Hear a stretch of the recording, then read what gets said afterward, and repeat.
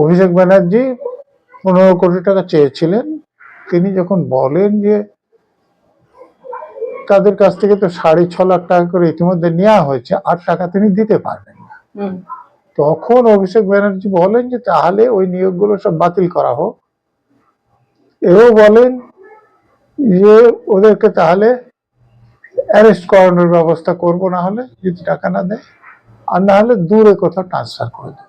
যে lips and bounce অনেক বেআইনি ট্রানজাকশনের সঙ্গে যুক্ত। তো কোম্পানি যদি বেআইনি ট্রানজাকশনে যুক্ত থাকে, তাহলে সে বেআইনি কাজের অপরাধের জন্য সাজা কাদের হবে? যারা ডাইরেক্টর ছিলেন। কারা ডাইরেক্টর ছিলেন? অভিষেক ব্যানার্জি নিজে, তার স্ত্রী, তার মা, তার বাবা, আর এই কালীঘাটের কাকু। তিনি বলছেন যে আর 15 কোটি চাইছেন, তার মানে তার আগে টাকা উনি নিয়েছেন, হঠাৎ করে টাকা চাইছেন না, কিংবা পরবর্তীকালে তারা 100 কোটি তুলে আবার 20 কোটি টাকা করে দিতে চাইছেন। তো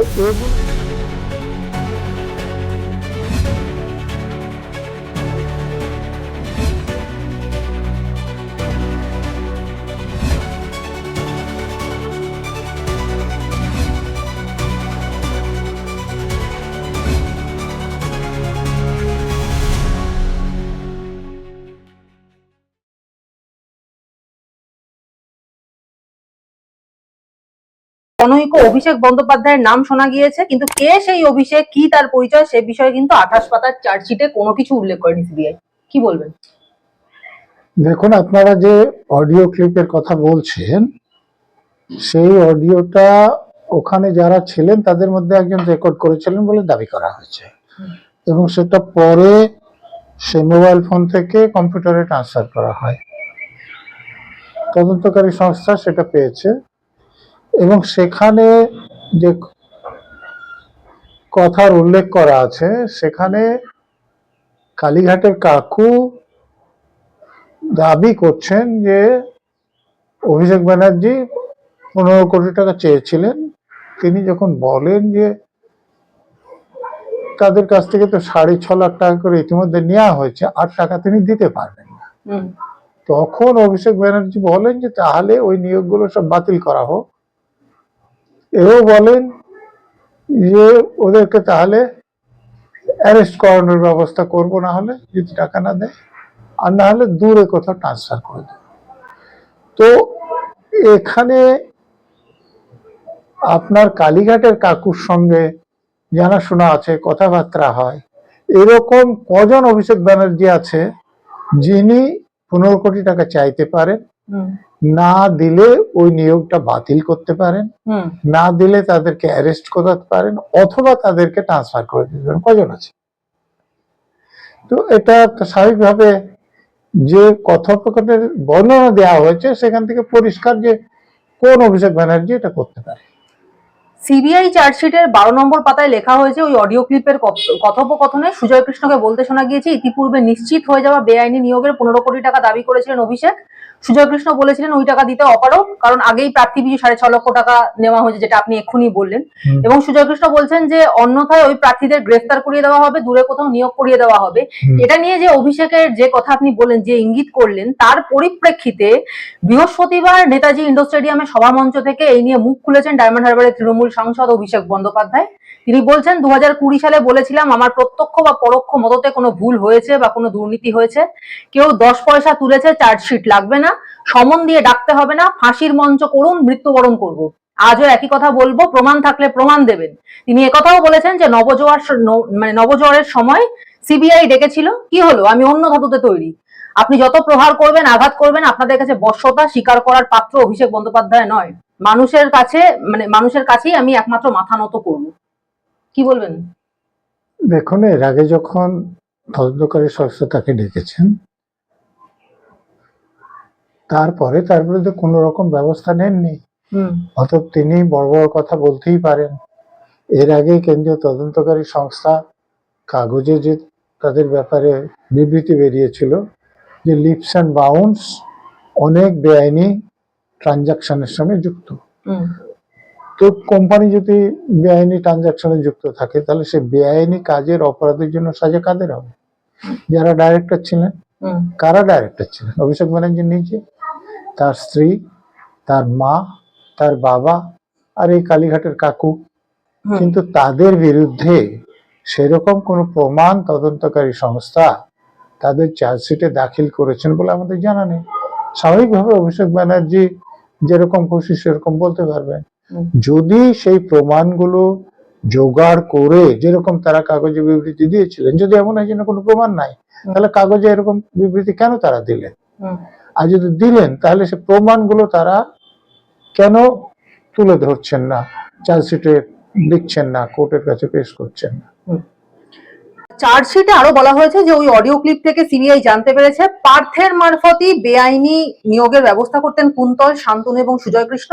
তদন্তকারী সংস্থার দাবি তারা অডিও থেকে এও জানতে পারেন যে বেআইনি নিয়োগের বিষয়ে অভিষেকের সঙ্গে প্রাক্তন শিক্ষামন্ত্রীর নাকি মত পার্থক্য চলছিল, মতবিরোধ চলছিল। তদন্তকারীরা জানতে পেরেছেন যে সুজয় কৃষ্ণ, শান্তনু এবং কুন্তল মিলে আরো 2000 চাকরি প্রার্থী নিয়োগের নামে টাকা তোলার পরিকল্পনা করেছিলেন। ওই চাকরি প্রার্থীদের থেকে 100 কোটি টাকা তুলতে চাইছিলেন তারা। চার্জশিটে সিবিআই দাবি করেছে, অডিও ক্লিপ বলছে ওই টাকা থেকে পার্থ, মানিক এবং অভিষেককে 20 কোটি টাকা করে দেওয়া হবে ঠিক করা হয়েছিল। মানে এটা ঠিক করেছিলেন সুজয় কৃষ্ণরা, এবং বাকি 40 কোটি টাকা নিজেদের মধ্যে ভাগাভাগি করে নেওয়ার চক্র হয়েছিল। তো বিরাট বড় চক্র, বিরাট বড় মানে চিন্তা ভাবনা। সে ব্যাপারে তো কোনো সন্দেহ নেই যে বলছেন যে একবার 15 কোটি টাকা দাবি করেছেন, তার আগে টাকা নিয়েছেন। যদি যেগুলো চার্জশিটে বলা হয়েছে সেগুলোকে সত্য হিসেবে ধরা যায়, এবং তারপরে আরো 100 কোটি টাকা তুলে কুড়ি করে তাদেরকে দেয়া হবে সেটা বলছেন, তার মানে বহু কোটি টাকার যে এটা ষড়যন্ত্র সে ব্যাপারে কোনো সন্দেহ নাই। আপনারা ভুলে যাননি নিশ্চয়ই যে দেখুন পার্থ চ্যাটার্জি এবং তার বান্ধবীকে যখন অ্যারেস্ট করা হয় তখন সে বান্ধবীর বাড়ি থেকে টাকার যে বান্ডেল বান্ডেল এবং কত কোটি টাকা পাওয়া গিয়েছিল সেটা আপনারা খেয়াল করার চেষ্টা করুন। তো অনেক কোটি টাকা, সে টাকা গোনার জন্য মেশিন আনতে হয়েছিল। হ্যাঁ, তো অনেক কোটি টাকা না হলে তো এটা তো পার্থর বান্ধবীর বাড়িতে ছিল, তো এইরকম টাকা তো কথাবার্তা থেকে যেটা বোঝা যাচ্ছে অন্যদের কাছেও গিয়েছিল। তো তার মানে অনেক বেশি টাকা তোলা হয়েছিল, এই ব্যাপারে কোনো সন্দেহ নেই। কিন্তু সিবিআই এর চার্জশিটে যে অভিষেক বন্দ্যোপাধ্যায়ের নাম রয়েছে তাকে জনৈক অভিষেক বলেই আমরা এই মুহূর্তে বলছি, কারণ এক্ষুনি আমাদের কাছে সেরকম কোনো প্রমাণ নেই। কিন্তু তার পরিপ্রেক্ষিতে আজকের বক্তৃতায় নেতাজি ইন্ডোর স্টেডিয়াম থেকে অভিষেক বন্দ্যোপাধ্যায় যে উক্তি করেছেন সিবিআই এর পক্ষ থেকে, সিবিআই এর বিরুদ্ধে, তিনি বলছেন যে সিবিআই অনেকটা এই ধরনের কথা বলছে যে মানে সেটা ভেগ, কথাবার্তাগুলো ভেগ। তিনি বলছেন সিবিআই ভয় পেয়েছে, আমার নাম নিয়েছে কিন্তু ঠিকানা পরিচয় কিছু দেয়নি। বিজেপি নেতারা যেমন ভাব বাচ্চা কথা বলেন, সিবিআইও সেরকম ভাব বাচ্চা কথা বলছে। আমার ভালো লেগেছে, খবরে যা বেরোয় 100তে 100টাই মিথ্যে। 12 লক্ষ মানুষকে বাড়ি দিয়েছে আমাদের সরকার। একটা খবর দেখেছেন, একদিনের জন্য সিবিআই দপ্তরে গিয়েছি, 10 ঘন্টা জেরা করেছে, তারপরের দিন আবার বাঁকুড়ায় গিয়ে জনজোয়ার শুরু করেছি। আপনি কি ভাবছেন ধমকে চমকে দমিয়ে রাখবেন? স্যার, তাহলে প্রশ্নটা এরকম উঠে যাচ্ছে যে সিবিআই মিডিয়া কেউ বুঝতে পারছিল না যে অভিষেক ব্যানার্জিকে, উনি নিজেই আজকে একরকম ভাবে নিজের পরিচয়টা দিয়ে দিলেন যে আমিই সে, তাই নয় কি? দেখুন, আপনারা বুঝতে পারছেন না বলছেন, এটা কেন বলছেন আমি জানি না। তা আপনি বলুন না যে আর কোন অভিষেক ব্যানার্জি আছেন যিনি এই চাকরিগুলো সব বন্ধ করে দিতে বলতে পারেন, এদেরকে অ্যারেস্ট করার ব্যবস্থা করতে বলতে পারেন, এবং এদেরকে না হলে দূরে কথা বদলি করে দেওয়ার কথা বলতে পারেন। আর কজন অভিষেক ব্যানার্জি এরকম আছে?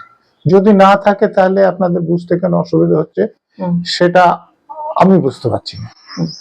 আর সিবিআই এর কথা বলছেন, এখন সিবিআই এর লোকেরা যেভাবে চার্জশিটটা দিয়েছে, দেখুন চার্জশিটে আসামিদের নাম থাকে, সাক্ষীদের নাম থাকে, প্রসঙ্গক্রমে যেগুলো কথা আসে সেগুলো থাকে। তো তারা তো অভিষেক ব্যানার্জিকে আসামি করে চার্জশিট দিয়েছে এরকম আমি শুনিনি।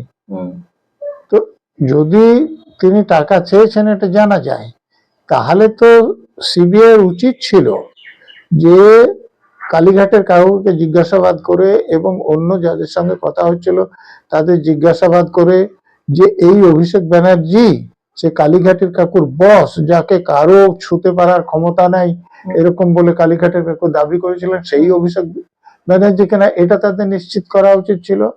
আর তারপরে তিনি যদি 15 কোটি টাকা নিয়ে থাকেন তাহলে কালীঘাটের কাছ থেকে এটা জানা দরকার ছিল যে কিভাবে নিয়েছেন, আর যে দাবি করেছিলেন সেটা কিভাবে দাবি করেছিলেন। এই ব্যাপারগুলো তো সিবিআই এর খোলসা করা উচিত ছিল যে তিনি বলছেন যে আর 15 কোটি চাইছেন, তার মানে তো আগে টাকা উনি নিয়েছেন, হঠাৎ করে টাকা চাইছেন না, কিংবা পরবর্তীকালে তারা 100 কোটি তুলে আবার 20 কোটি টাকা করে দিতে চাইছেন। তো এগুলো নিয়ে তো বিস্তারিত তদন্তের দরকার ছিল বলে আমার মনে হয়। অভিষেক বন্দ্যোপাধ্যায় সাফ বলছেন যে রটানো হচ্ছে অভিষেক বন্দ্যোপাধ্যায় বিজেপিতে যাবে। আরে আমার গলা কেটে নিলেও আমার গলা থেকে মমতা বন্দ্যোপাধ্যায় জিন্দাবাদই বেরোবে, আমি বেইমান নই। বাজারে ছড়িয়ে দেওয়া হচ্ছে নতুন দল আসছে, বিজেপির হাতে কলকে আর তামাক খেয়ে কয়েকটা সংবাদ মাধ্যম আর সাংবাদিক এই কাজ করছে। খবরে যা দেখবেন আমি বলছি 100% মিথ্যা। স্যার তাহলে প্রশ্ন হচ্ছে, এই যে চাকরি চুরি, এই যে রেশন চুরি, তারপরে এই যে গরু পাচার, যা যা হচ্ছে এই সব মিথ্যা, যা সংবাদ মাধ্যম বলছে সব মিথ্যা। দেখুন, তদন্তকারী সংস্থা যেভাবে তদন্ত করেছে, তারপর কোর্টে বিচার হয়ে এরা যদি জেলে চলে যেতেন তাহলে মিথ্যা কথা বলার সুযোগ পেতেন না। দেখুন, পার্থ চ্যাটার্জি 2 বছরের বেশি সময় হাজতে আছেন, কিন্তু কোর্টে তিনি দোষী সাব্যস্ত এখনো হননি। তার বিরুদ্ধে যে প্রমাণ তদন্তকারী সংস্থা দিয়েছে, কোর্ট তাকে মান্যতা দিয়েছে, নাহলে এতদিন কাস্টডিতে রাখার কথা নয়। কিন্তু বিচার করে যদি জেলে চলে যেতেন, এই যে লিপস এন্ড বাউন্সের বিরুদ্ধে বা অভিষেকের ব্যানার্জি কেন্দ্রীয় তদন্তকারী সংস্থা যেগুলো বলছে, তো তার বিরুদ্ধে প্রমাণ দিয়ে তাকে আসামি করে চার্জশিট দিন না, সেটা দিতে কে মানা করেছে? যদি দেন এবং তারপরে আদালতে বিচার হওয়ার পর যদি তিনি জেলে যান, তাহলে তো তার এরকম কথা বলার সুযোগ থাকবে না। এদের তদন্তে রকম সকম দেখে তো মনে হচ্ছে তিনি যাতে বড় বড় কথা বলতে পারেন তার সুযোগ করে দেওয়ার জন্যই এটা করা হচ্ছে। আর শুধু জনৈক অভিষেক বন্দ্যোপাধ্যায় নয়, আপনি এক্ষুনি লিপস এন্ড বাউন্সের কথা বললেন, এই সিবিআই এর তৃতীয় সাপ্লিমেন্টারি চার্জশিটে কিন্তু সেই লিপস এন্ড বাউন্সেরও নাম রয়েছে। সিবিআই এর দাবি, এই কোম্পানির রিসেপশনিস্টের ইমেলে পৌঁছেছিল 157 জন অযোগ্য চাকরি প্রার্থীর তালিকা। সেই তালিকা পাঠানো হয় সুজয় কৃষ্ণ ভদ্র ওরফে কালীঘাটের কাকুর ইমেলে। চার্জশিটের 14 নম্বর সিবিআই উল্লেখ করেছে, লিপস এন্ড বাউন্স সংস্থা নিউ আলিপুরের অফিস এবং বেহালায় নিজের বাড়িতে বসেই বেআইনি নিয়োগের ঘুষের টাকা নিতেন সুজয় কৃষ্ণ ভদ্র। সাব এজেন্টদের থেকে কবে কত টাকা পেতেন তা আবার ডায়েরিতে লিখে রাখতেন কাকু, এমনই দাবি করছে কেন্দ্রীয় এজেন্সি। গোয়েন্দা আধিকারিকরা এও জানতে পেরেছেন যে তদন্ত শুরু হতেই সমস্ত ডায়েরি নষ্ট করে ফেলেছেন কালীঘাটের কাকু। মানে প্রমাণ লোপাট আর কি বলবেন। তো প্রমাণ লোপাট একটা অপরাধ, তিনি যে লিখে রাখতেন তারপরে লোপাট করেছেন, এটা যদি কোর্টে দেখাতে পারেন তাহলে তার জন্য আলাদা সাজা হবে। কিন্তু তার বিরুদ্ধে কিছু প্রমাণ দাখিল করতে হবে। এই যে তাকে প্রথমত ধরা বা তার যে ভয়েস স্যাম্পল নেওয়া এত দেরি করে তদন্তকারী সংস্থা করেছে যে এটাতে মনে হয় যে ভালোভাবে তদন্ত তারা ঠিক সময়ে করেনি। মানে এখানে আপনি সিবিআই এর গাফিলতিটাই দেখতে পাচ্ছেন। আমি তো শুধু সিবিআই কেন, যে সব তদন্তকারী সংস্থা তদন্ত করেছেন, দেখুন হাইকোর্টে এই ব্যাপারটা নিয়ে প্রশ্ন উঠেছিল যে তারা বলছেন যে লিপস এন্ড বাউন্স বেআইনি ট্রানজাকশন করেছেন, তাহলে লিপস এন্ড বাউন্সের যারা ডাইরেক্টর আছে তারা ট্রানজাকশন গুলোর জন্য দায়ী হবেন। তাহলে তারা সেই যে ট্রানজাকশন করেছেন এবং সেটা বেআইনি, সেই প্রমাণটা দিয়ে তাদের বিরুদ্ধে চার্জশিট কেন দিচ্ছে না তদন্তকারী সংস্থা?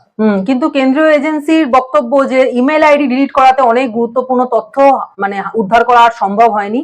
চার্জশিটে সিবিআই দাবি করেছে 2014 সালে নিজের এজেন্ট মারফত প্রাথমিকের 157 জন অযোগ্য প্রার্থীর তালিকা কাকুর কাছে ইমেল করিয়েছিলেন অরুণ হাজরা ওরফে চিনুদা। এই 157 জনের মধ্যে 51 জন অযোগ্য প্রার্থী মানে অযোগ্যকে প্রাথমিকে চাকরিও দেওয়া হয়েছে বলে জানা যাচ্ছে। এবং এই অরুণ হাজরার এজেন্টরা ডায়েরিতে ঘুষের টাকা সংগ্রহের হিসাব দিনক্ষণ উল্লেখ করে লিখে রাখতেন, টাকা পাওয়ার পর তাতে সই করতেন চিনুদা। এরকম 10টা ডায়েরি বাজেয়াপ্ত করা হয়েছে সিবিআই এর পক্ষ থেকে। হ্যাঁ, এগুলো তো নিঃসন্দেহে প্রমাণ, কারণ ডায়েরিতে যেটা লেখা হচ্ছে ডে টু ডে সেটা আদালতে গ্রাহ্য হয়। তো সেটা যদি হয় তো এগুলো থেকে তো অনেকটা প্রমাণ হবে, এবং তাদেরকে জিজ্ঞাসাবাদ করার পর যদি তাদেরকে আসামি করা হয়, যদি আসামি না করা হয় তাহলে তাদেরকে অ্যাপ্রুভার করে তাহলে তো আদালতে পেশ করা যায়।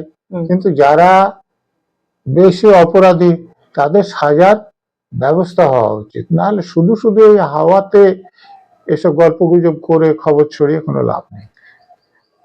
মুখ্যমন্ত্রী বলছেন বিজেপি এজেন্সিগুলোকে কাজে লাগাচ্ছে বদনাম করতে। তার মানে কি সমস্ত চুরি দুর্নীতি, চাকরি দুর্নীতি, চাকরি চুরি যা যা হয়েছে সমস্ত মিথ্যে, সবটাই বিজেপির করা প্রোপাগান্ডা? আসলে দেখুন, নিজে তিনি যেটা করেন, এই যে আরজিকর কাণ্ডে যেটা করেছেন, তিনি স্বাস্থ্যমন্ত্রীর পদের অপব্যবহার করে কলেজের প্রিন্সিপাল বা অন্যদের দিয়ে খুন এবং ধর্ষণের মামলাটা চাপা দিয়ে সেটা আত্মহত্যা বলে চালানোর চেষ্টা করেছিলেন। তিনি পুলিশ মন্ত্রীর পদের অপব্যবহার করে পুলিশের লোকদেরকে দিয়েও এই যে ফাঁড়ি থেকে থানায় যে খবর দিয়েছিলেন সেটা আত্মহত্যার ঘটনা বলে চালাতে চেয়েছিলেন। অতএব তিনি যেটা করেন ভাবছেন যে কেন্দ্রীয় তদন্তকারী সংস্থাও সেরকমই করছে, এবং কেন্দ্রীয় তদন্তকারী সংস্থা যদি এই কাজটা ভালোভাবে করতেন এবং যারা এই কথাগুলো বলছেন তাদের যদি জেলে পাঠানোর ব্যবস্থা করতেন তাহলে তাদের আর বলার কোনো সুযোগ থাকতো না।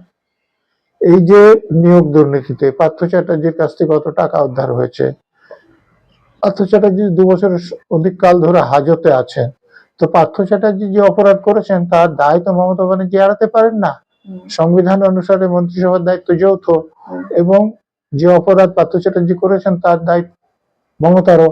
আর মমতা যে এর জন্য দায়ী সেটা আপনি নিজেই প্রমাণ করেছেন। মন্ত্রিসভায় রেজুলেশন নিয়েছেন যে যারা টাকা দিয়ে যারা চাকরি পেয়েছে অতিরিক্ত পদ সৃষ্টি করে তাদের চাকরিগুলো যাতে বাঁচানো হয়। হাইকোর্টে সেভাবে এফিডেভিটও করা হয়েছিল, হাইকোর্ট রাজি হয়নি বলে এই প্রচেষ্টা সফল হয়নি।